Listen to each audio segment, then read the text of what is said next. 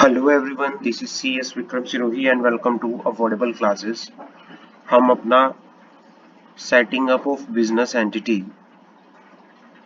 And closure के अंदर financial service organisation कर रहे थे।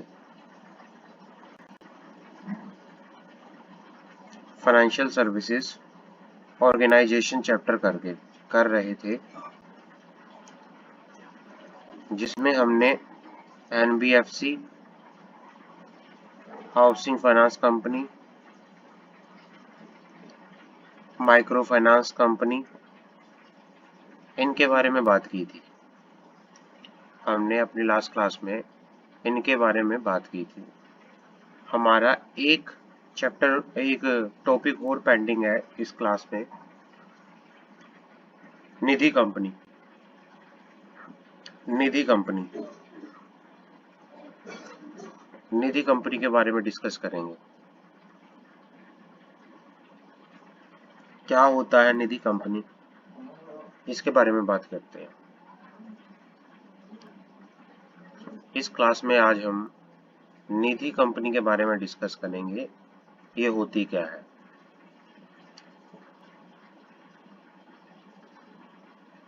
Nidhi company have been existent since century. They existed even prior to the existence of Companies Act 1956.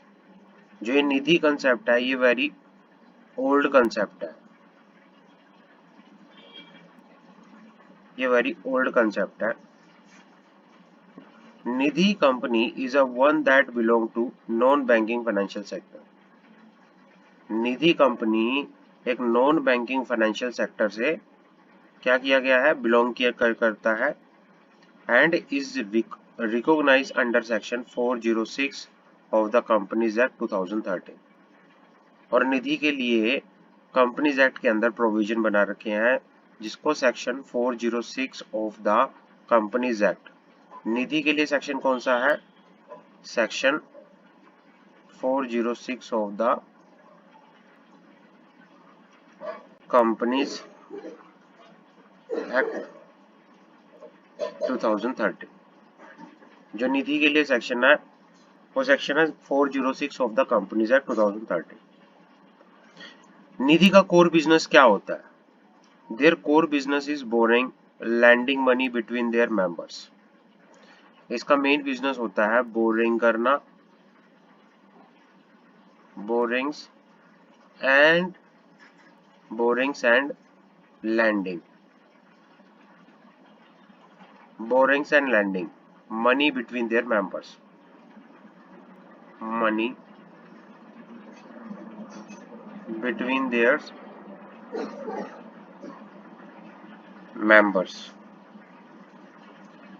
members they are also known as permanent fund, benefit fund, mutual benefit fund of the company। इनको अलग अलग नाम और भी दिए गए हैं। इसको क्या क्या बोला गया है वो भी पढ़ लेते हैं। इसको क्या क्या बोला गया है वो भी बात कर लेते हैं एक बार।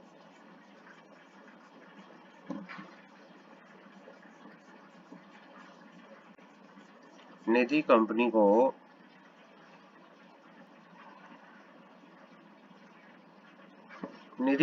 क्या क्या नाम दिया गया है? निधि कंपनी को परमानेंट फंड,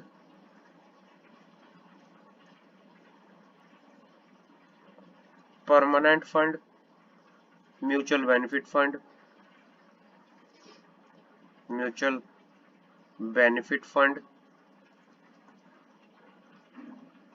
या फिर म्यूचुअल बेनिफिट कंपनी भी बोला गया है। म्यूचुअल बेनिफिट कंपनी भी बोला गया है। ये निधि के बारे में बात करता है। आगे बढ़ते हैं। This is all about Nidhi company.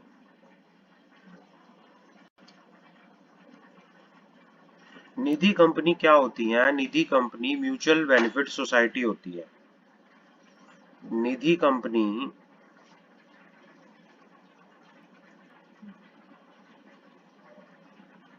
Mutual benefit society होती है। Nidhi company mutual benefit society होती है। ये सिर्फ मेंबर्स तक ही रिस्ट्रिक्टेड होती है। इनका ये सिर्फ डीलिंग करती हैं अपने मेंबर्स तक ही। They deals only to the members. They deals only to the members. इनका जो काम है, इनका डीलिंग का काम जो है वो सिर्फ मेंबर्स तक ही लिमिटेड है। ओनली मेंबर्स, मेंबर्स तक।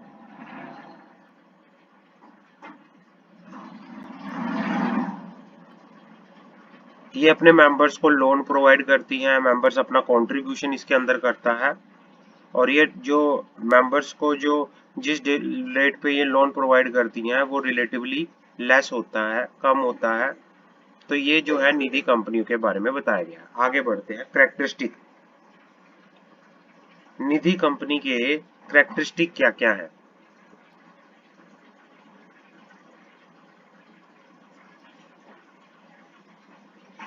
Characteristic of Nidhi Company. The characteristic of Nidhi Company may be summarized. It allows to transact business only with member and with nobody else. Hence, in case of person wish to place deposit with Nidhi, borrow money from Nidhi, he must first become a member of the Nidhi by subscribing 10 equity shares equivalent to ₹100। मतलब निधि जो है, निधि deal करती है only with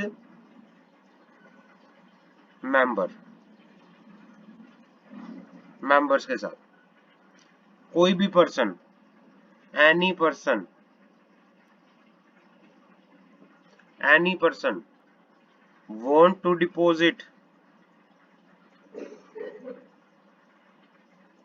deposit और borrow money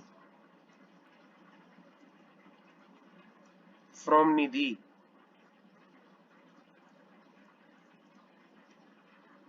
he must first become a member, then he must first become a member। पहले वो member बनेगा, तब जाके बाद में वो डिपॉजिट और बोरो कर सकता है। दूसरा point, after the commencement of companies act 2013, no Nidhi shall issue preference shares.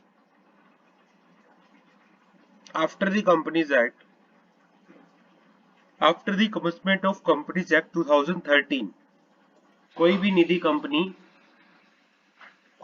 Company preference share issue नहीं कर सकती। Point number 3, they are allowed to open branch subject to compliance with rule 10 of the Nidhi rule. वो अपनी branch open कर सकती हैं but do not operate on pan India basis. वो अपनी ब्रांच तो ओपन कर सकती हैं बट पैन इंडिया बेसिस में ऑपरेट नहीं कर सकती, पैन इंडिया बेसिस पे ऑपरेट नहीं कर सकती। They are incorporated as public company with minimum paid up capital of ₹5 lakh। ये जो इनकॉर्पोरेटेड होती हैं ये as a public company incorporate होती हैं और जिनकी मिनिमम पेड अप कैपिटल कितनी है, जिनकी मिनिमम पेड अप कैपिटल कितनी है, 5 लाख रुपए की है। Loan may be provided only to member and should be fully secured. जो लोन है वो सिर्फ मेंबर्स को प्रोवाइड किया जाता है और वो पूरी फुली सिक्योर्ड है। Director of Nidhi shall be member and shall hold office for a term up to 10 consecutive year. जो डायरेक्टर होते हैं निधि के वो मेंबर होते हैं और वो अपनी जो टर्म है 10 consecutive ईयर तक ही होल्ड कर सकते हैं। Nidhi can declare dividend not exceeding 25% and any higher amount shall be specifically approved by the regional director. मतलब जो निधि है वो 25% से ज्यादा डिविडेंड डिक्लेयर नहीं कर सकती। अगर उसे 25% से ज्यादा डिविडेंड डिक्लेयर करना है तो उसको रीजनल डायरेक्टर की अप्रूवल लेनी पड़ेगी। Point number 8, Nidhi shall adhere to the prudent norms for revenue recognition and classification of asset in respect of mortgage loan, jewel loans as provided in Rule 20 of the Nidhi Rule 2014।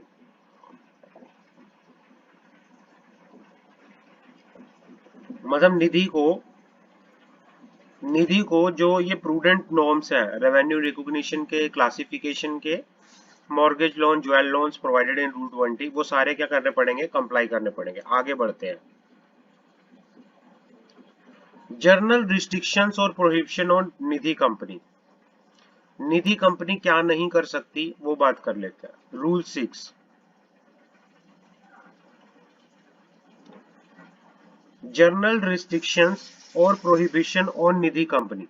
No Nidhi shall carry on business of chit fund, hire purchase, finance, lease finance, insurance, acquisition of security issued by the body corporate। Just because of that ये काम NBFC के होते हैं और NBFC को RBI के पास पहले registration करवाना पड़ता है, तो निधि कंपनी ये वाले काम नहीं कर सकती। Nidhi company chit fund, hire purchase, leasing finance sector, insurance, acquisition of security, ये काम नहीं कर सकती।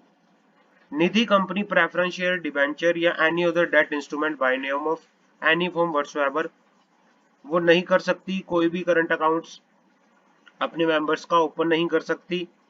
Acquire another company by purchase of security, control of the composition of director of any other company in any manner whatsoever, or enter into arrangement for the change of its management unless it has passed a special resolution in the general meeting and also obtain a previous approval of regional director having jurisdiction of such निधि। वो किसी भी दूसरी company के ऊपर security purchase नहीं कर सकती, उस पर कंट्रोल नहीं कर सकती, किसी भी एग्रीमेंट में नहीं एंटर कर सकती जिससे मैनेजमेंट चेंज हो रही है, जब तक कि वो स्पेशल रेजोल्यूशन पास ना कर दे और जब तक कि वो स्पेशल रेजोल्यूशन पास ना कर ले और प्रीवियस अप्रूवल ऑफ आरडी की ना ले ले। Carry on any business other than business of borrowing lending in its own name. Nidhi which may adhere to all the provision of this rule may provide local facility rent to its members subject to rental income from such facility not exceed 20% of the gross income of the Nidhi at any point of time during the financial year। Nidhi company कोई भी business नहीं कर सकती सिर्फ landing और boring को छोड़ के। वो अपनी लोकल फैसिलिटी ऑन रेंट दे सकती है अपने मेंबर को, बट जो इनकम जनरेट करेगी वो रेंटल इनकम लोकल फैसिलिटी से वो 20% ऑफ ग्रोस इनकम से ज्यादा नहीं होनी चाहिए। Accept deposit from or lend to any person other than its member. वो किसी पर्सन को, अपने मेंबर से अलग किसी भी पर्सन को लैंड नहीं करेगी या फिर उसे डिपॉजिट एक्सेप्ट नहीं करेगी। Pledge any assets of lodged by member as a security. भाई क्या है, अगर अपने उसके मेंबर ने कोई एसेट को एज अ सिक्योरिटी दिया हुआ है तो उस पर प्लेज नहीं करेगी। Take deposit from or lend money to any body corporate. Nidhi company किसी भी तरह से कोई भी डिपॉजिट नहीं लेगी या लैंड नहीं करेगी मनी, किसको, बॉडी कॉर्पोरेट को, कंपनीज को। आगे बढ़ते हैं। Enter into any partnership agreement in its boring और लैंडिंग। किसी तरह से पार्टनरशिप एग्रीमेंट में एंटर नहीं करेगी। Issue or cause to be issue any advertisement in form of soliciting deposit. मतलब डिपॉजिट्स को एक्सेप्ट करने के लिए वो किसी भी तरह से डिपॉजिट्स की प्रमोशन करने के लिए वो किसी भी तरह से कोई एडवर्टीजमेंट, कोई प्रमोशन नहीं करेगी। Private circulation of details of fixed deposit scheme among the member of Nidhi company word for private circulation to member only. जो private circulation है of detail of fixed deposit scheme, तो वो private circulation किसको होगी? सिर्फ members को होगी। Public में उसकी तरह किसी तरह से एडवर्टीजमेंट नहीं की जाएगी। तो ये सारे के सारे क्या हैं? रिस्ट्रिक्शंस है, प्रोहिबिशन है। एक निधि कंपनी ये काम नहीं कर सकती। एक निधि कंपनी ये वाले काम नहीं कर सकती। आगे बढ़ते हैं। बेनिफिट क्या है? Benefit of incorporating a Nidhi company. Benefit of incorporating a Nidhi company. A Nidhi mobilize करती है small saving mostly of middle class disburse loan to eligible borrower. mobilize करती है saving को। पहला बेनिफिट इसका क्या है? mobilize करती है saving को into investment।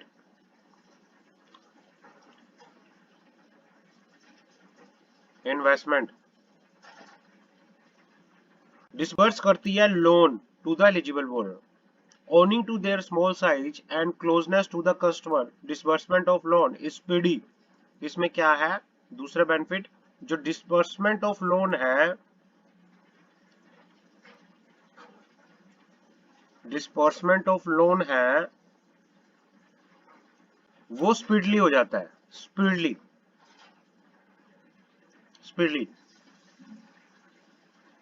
भाई ये Nidhi is a useful vehicle. ये एक यूजफुल व्हीकल है in case of borrower. In case of borrower is in urgent need of fund. अगर बोरोवर जो है is in urgent need of funds. आगे बढ़ते हैं। The repayment is guaranteed. Loan are secured due to peer pressure. Borrower ensure that loan is repaid on due date. जो loans होते हैं वो क्या होते हैं? सिक्योर्ड होते हैं। Secured. Nidhi offer a higher rate of interest on deposits. Nidhi जो है higher rate of interest deposits के ऊपर, higher rate of interest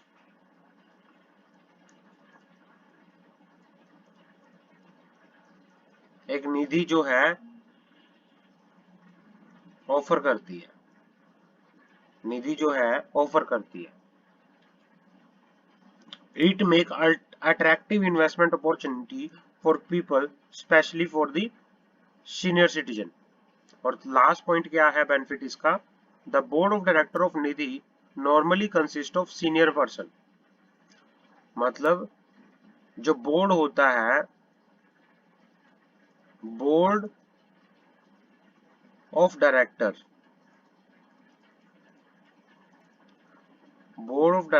of निधि कौन कंसिस्ट होता है उसमें? सीनियर पर्सन जिनके पास फाइनेंस हैंडलिंग करने का और जिनके पास बैंकिंग का, जिनके पास सोशल सर्कल्स का काफी क्या होता है? एक एक्सपीरियंस होता है। This land credibility to the institution and instils confidence in the minds of borrower and depositor. तो एक कॉन्फिडेंस जो है बोरोवर के माइंड में जाके यहाँ पर चलता है। आगे बढ़ते हैं। Incorporation of a Nidhi company. Incorporation of a Nidhi company. Incorporation of a Nidhi company. Nidhi company का इनकॉर्पोरेशन।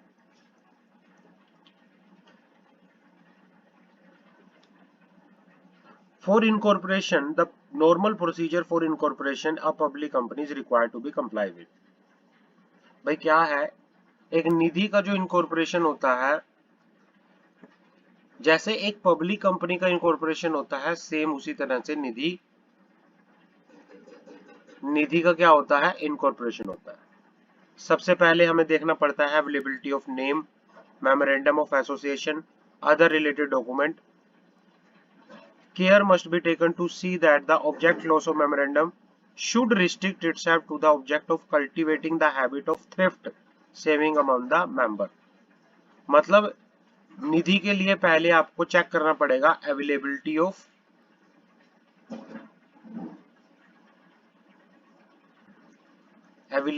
Of name. आप एमओए प्रिपेयर करोगे, एओए प्रिपेयर करोगे, और वही जो मेन ऑब्जेक्ट होगा निधि का, मेन ऑब्जेक्ट जो निधि का होगा, ओनली क्या होगा, जो मेन ऑब्जेक्ट निधि का होगा, ओनली क्या होगा, cultivating the habit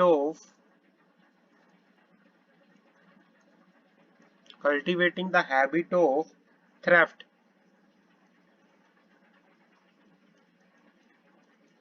and saving among the members, among the members। Receive करना deposits,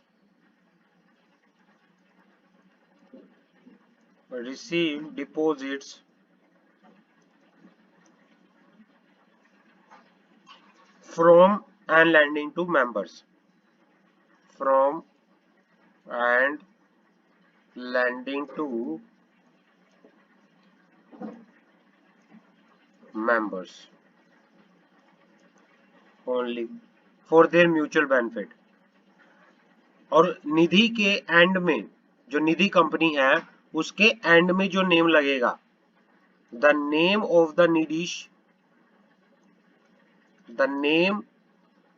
of the company should end with the word Nidhi, उसके एंड में निधि लगेगा।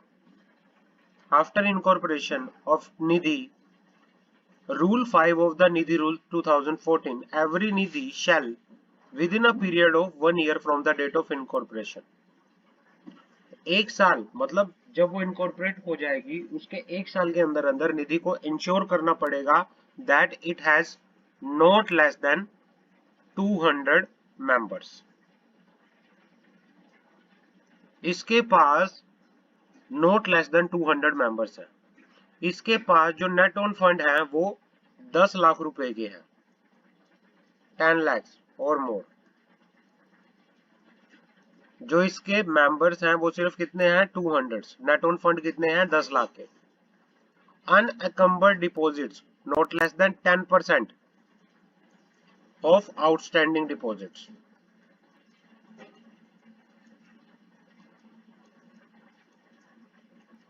जो अनकम्पर्ड डिपॉजिट्स हैं वो 10% ऑफ आउटस्टैंडिंग डिपॉजिट्स से कम नहीं है। Ratio of net owned fund is not more than 1:20। तो ये इनको इंश्योर करना पड़ेगा एक साल के अंदर अंदर इनकॉर्पोरेशन के। इनके जो मेंबर्स होने चाहिए वो 200 होने चाहिए, नेट ऑन फंड जो होने चाहिए 10 लाख के होने चाहिए कम से कम, अनकम्बर्ड टर्म डिपॉजिट 10% से कम नहीं होने चाहिए, और उसके बाद ratio of net owned fund to deposit कितनी होनी चाहिए, 1:20। आगे बढ़ते हैं।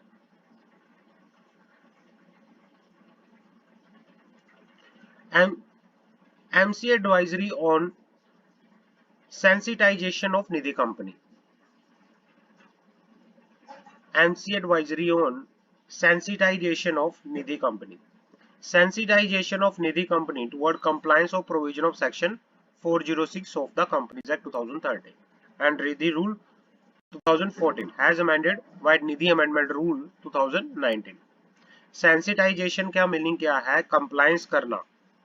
Sensitisation sensitization sensitization of Nidhi company.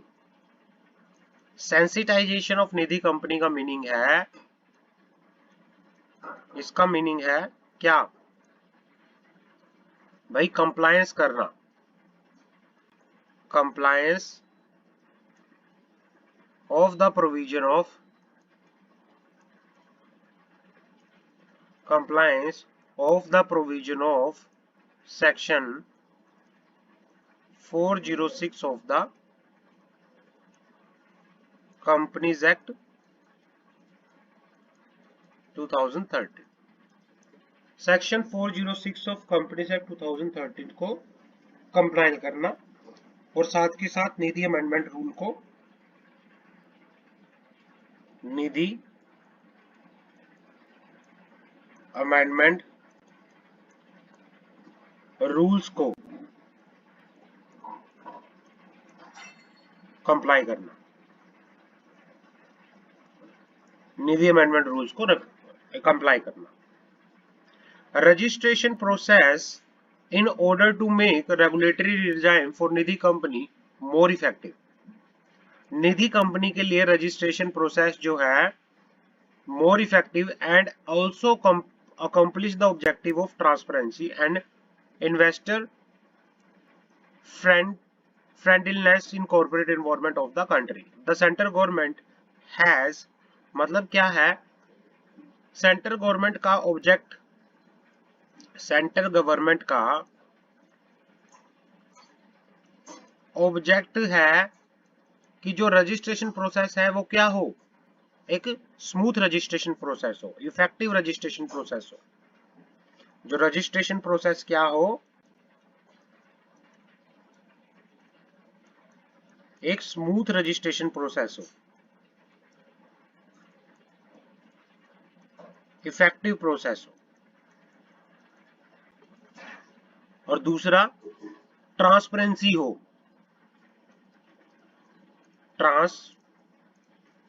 Transparency हो, ठीक है ना? इसी ऑब्जेक्टिव के लिए निधि ने क्या, सेंट्रल गवर्नमेंट ने, the central government has recently amended the provision related to Nidhi company. इस पर्पस को पूरा करने के लिए निधि ने क्या किया, सेंट्रल गवर्नमेंट ने क्या किया?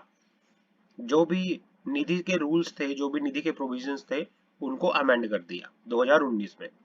Under Nidhi rule 2014, Nidhi is a company which has been incorporated as Nidhi with the objective of cultivating the habit of thrift and saving among the member, receiving deposits from and lending to members only for their mutual benefit। पहले तो 2014 में जो निधि का object था वो क्या था? Landing and boring करना amongst the member, lending and borrowing करना among the members। amended provisions of the Companies Act क्या थे?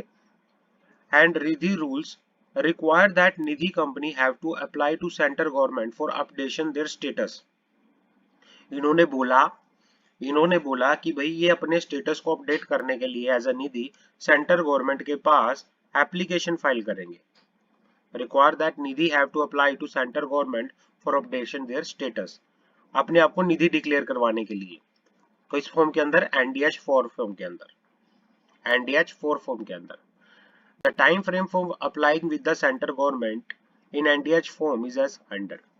2019 में इन्होंने प्रोविजन चेंज किया और इन्होंने बोला जितनी भी निधि कंपनी है वो सेंट्रल गवर्नमेंट के पास एप्लीकेशन फाइल करेंगी to declare itself as a Nidhi. और जो ये एप्लीकेशन फाइल होगी ये कौन से फॉर्म के अंदर फाइल होगी? NDH 4 के अंदर, NDH 4 के अंदर। और कितने टाइम के अंदर अंदर ये एप्लीकेशन फाइल होगी वो बात कर लेते हैं।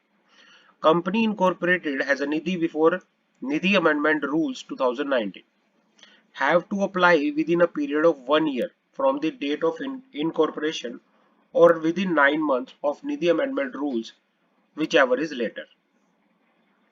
भाई क्या है?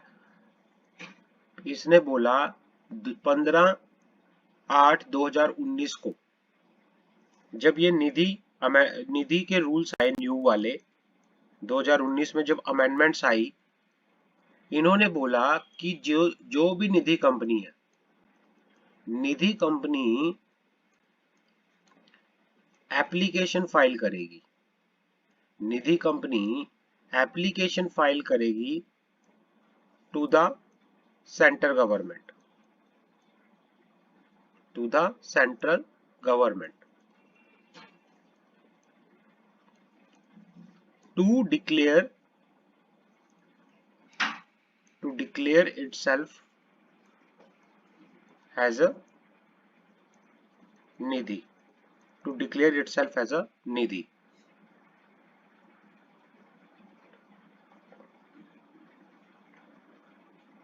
निधि डिक्लेयर करने के लिए, और वो कितने टाइम के अंदर अंदर करेगी? अगर आपकी एग्जिस्टिंग कंपनी है, अगर आप जो निधि है इनकॉर्पोरेट हुई है, इनकॉर्पोरेट हुई है before Nidhi amendment rule 2019, before Nidhi amendment rules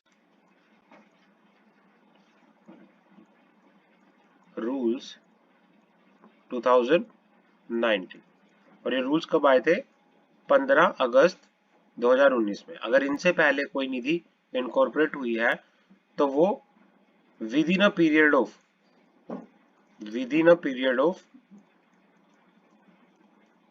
1 year from the date of incorporation, from the date of incorporation, या फिर और 9 months from the 9 months from Nidhi commencement, जो निधि अमेंडमेंट रूल्स आए थे, from the Nidhi amendment rules, whichever is later, उसमें apply करेंगे, whichever is later, उसमें application file करेंगे। आगे बढ़ते हैं, विच एवर इज लेटर, उसमें क्या होगा? एप्लीकेशन फाइल होगी to declare itself as a Nidhi company. Company incorporated as Nidhi on or after the amendment rules 2019। कोई भी कंपनी अगर 2019 के बाद आफ्टर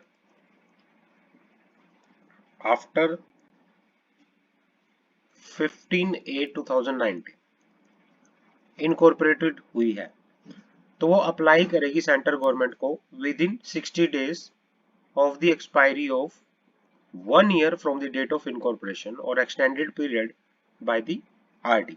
अपने इनकॉर्पोरेशन के 1 साल के बाद, 1 साल के एक्सपायर होने के अंदर 1 साल के एक्सपायर होने के 60 दिन के अंदर अंदर निधि जो है सेंट्रल गवर्नमेंट को एप्लीकेशन फाइल करेगी। निधि जो है सेंट्रल गवर्नमेंट को एप्लीकेशन फाइल करेगी किस चीज के रिगार्डिंग? वो एप्लीकेशन फाइल करेगी to declare itself as a Nidhi company, आगे बढ़ते हैं, to declare itself as a Nidhi company.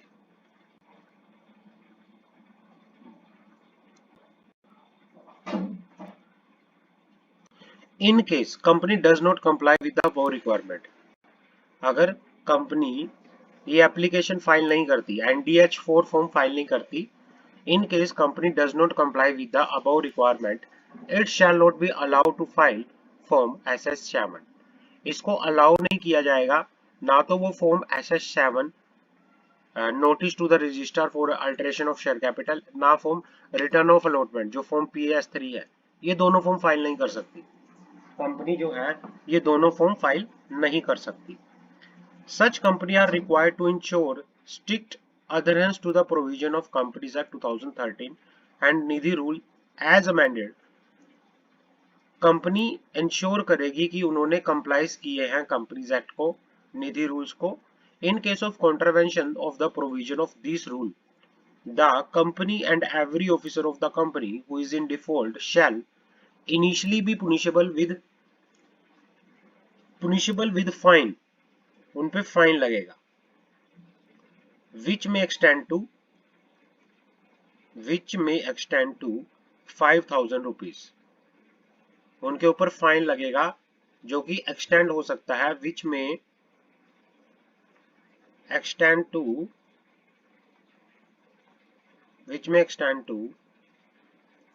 5,000 rupees, 5,000 rupees, and further fine in case of continuous valuation, further fine दोबारा से फाइन भी लग सकता है। तीसरा point, investor are advised to verify the status of nidhi from the notification issued by the government, central government in the official gazette before making investment and deposits. Investors are advised to verify the status of nidhi from the date of notification issued by the central government in the official gazette before making investment and deposit. आगे बढ़ते हैं। Payment bank क्या होता है?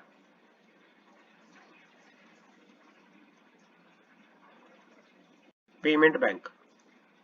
Payment bank is a new model of bank conceptualization by the RBI. These bank can accept a restricted deposit which is currently limited to rupees 1 lakh per customer and may be increased further. They can pay interest on these deposits just like saving bank account. Both current account, saving account can be operated by such bank. Payment bank can issue service like ATM card, debit card, net banking, third party transfer, mobile banking, other remittance service. These bank cannot grant loan, issue credit card. जो ये payment bank होते हैं ये deposits की service provide करते हैं, small deposits की। एक कस्टमर जो है 1 लाख रुपए तक डिपॉजिट करा सकता है, इसके अंदर अपना सेविंग अकाउंट या फिर करंट अकाउंट ओपन करा सकता है। करंट अकाउंट ओपन करा सकता है। जैसे एक bank ATM card, debit card, net banking facility, third party transfer, mobile banking services provide करता है, ऐसे ही पेमेंट बैंक भी क्या करते हैं, अपनी सर्विसेज प्रोवाइड करते हैं। बट ये जो बैंक होते हैं ये लोन ग्रांट नहीं कर सकते, आगे बढ़ते हैं। The main objective of payment bank, objective क्या है पेमेंट बैंक का? The main objective of payment bank is to widen the spread of payment and finance service, to widen the spread of payment and financial service to small business, low income household, migrant labor workforce in secure technology driven environment. जो main objective है, the main objective of payment bank, the main objective of payment bank क्या है? Wide करना the spread of payment and financial service to small business, low income household, migrant labor workforce, secure technology driven environment. With payment bank, RBI seek to increase the penetration level of financial service to the remote area of the country. To open a bank account and application process of payment bank is very easy as compared to other bank. These bank account can be opened instantly through their respective mobile app just by provide details like Aadhaar card, KYC verification. इनका जो ये account जो open है, payment bank के जो account opening बहुत ही simplified process है, आप मोबाइल के थ्रू मिनटों में अपना बैंक अकाउंट ओपन करा सकते हो। Most of the payment bank have known NBFC heritage and will use payment bank as a customer retention and acquisition mechanism. Regulation. Payment bank and regulated by the Reserve Bank of India. it released guidelines for licensing of payment bank on November 27, 2014. कोई भी अगर payment bank का काम करना चाहता है उसको licence लेना पड़ेगा आरबीआई से। Opening guidelines for payment bank on 6 October 2016. Application has to be filed with Reserve Bank of India in Form 3 under Section 22 of the Banking Regulation Act 1949. License to commence banking business by a company incorporated in India has desires to commence banking business. Key issue which required compliance by the applicant company has summarized below. जो minimum capital requirement जो बताई गई है वो 100 करोड़ की होनी चाहिए।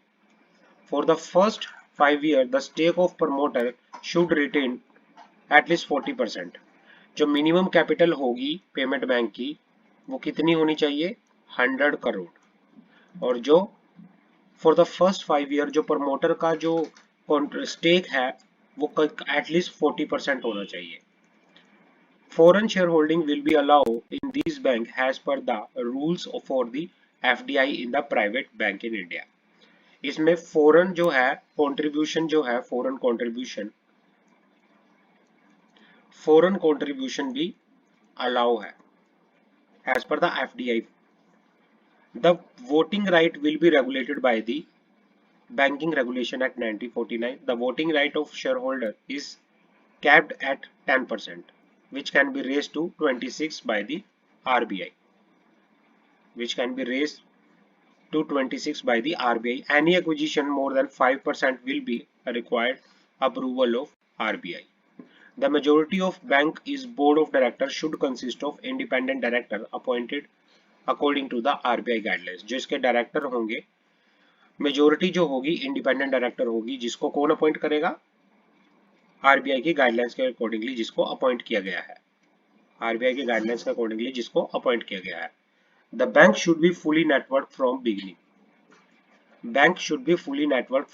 The bank can accept utilize bill. It can not form subsidiary to undertake non banking activity. Initially the deposit will be capped at 1 lakh per customer, but it can be raised by the RBI based on the performance of the bank. The bank cannot undertake lending activity. 25% of its branches must be in the unbanked rural area. The bank must use the term payment bank in the name of differentiate it from other types of bank. ये अपने नाम के साथ payment bank use करेगी, payment bank. The bank will be licensed as per bank under section 22 of the banking regulation act. It will be increased as public limited company under the Companies Act. तो ये payment bank होता है। और यहाँ पे हमारा जो ये चैप्टर है फिनिश होता है। होप सो आपको ये पूरी अंडरस्टैंडिंग इस चैप्टर की हुई होगी। कहीं भी डाउट है आप मुझसे पूछ सकते हैं। नेक्स्ट क्लास में हम नया चैप्टर शुरू करेंगे, नया chapter number 9 which will be related to the startups, उसके बारे में बात करेंगे। तो थैंक यू सो मच, आज के लिए इतना ही है यहाँ पे।